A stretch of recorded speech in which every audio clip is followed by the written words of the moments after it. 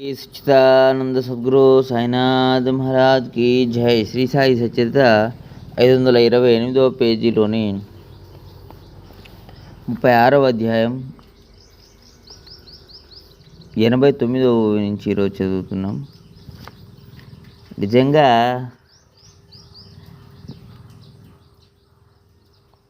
ఆ ఫకీరే అవలియా అయిన ఈ సాయి అని అనిపిస్తుంది. నాకు తమ దర్శన భాగ్యాన్ని కలిగించడానికి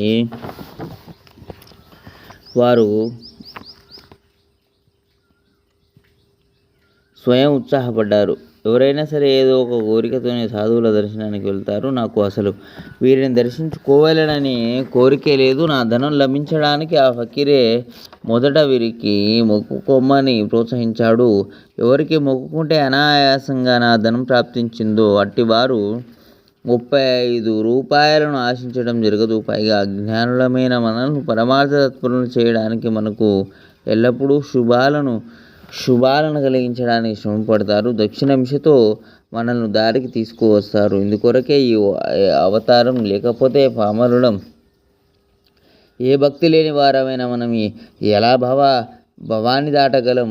బాగా ఆలోచించండి. నా డబ్బు తిరిగి లభించిందన్న అమితానందంలో మొక్కుబడిని మర్చిపోయాను. ధనమోహం చాలా దుర్భరం. తర్వాత ఒకరోజు కులాబా దగ్గర ఉన్నప్పుడు నేను కలలో సాయిని చూశాను. వెంటనే షిరిడీకి బయలుదేరాను.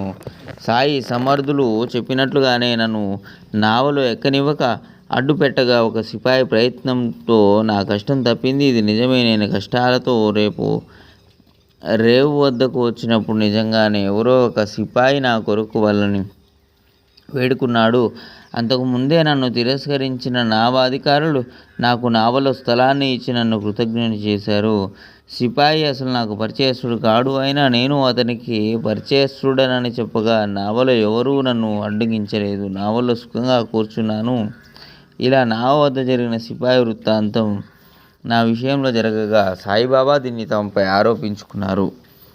వీరి అద్భుత స్థితిని కానీ నాకు మతిపోయింది. ఈ సాయి జగత్తంతా నిండి ఉన్నట్లు నాకు అనిపిస్తుంది.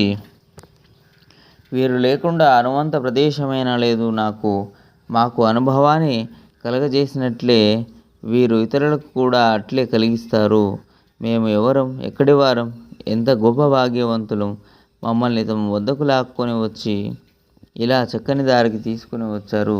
మేము మొక్కుకోవడం, మా ధనం అపహరించడం, మొక్కును తీర్చుకోవడంలో విశేషం ధనం లభించడం. మా భాగ్యం ఎంత గొప్పది.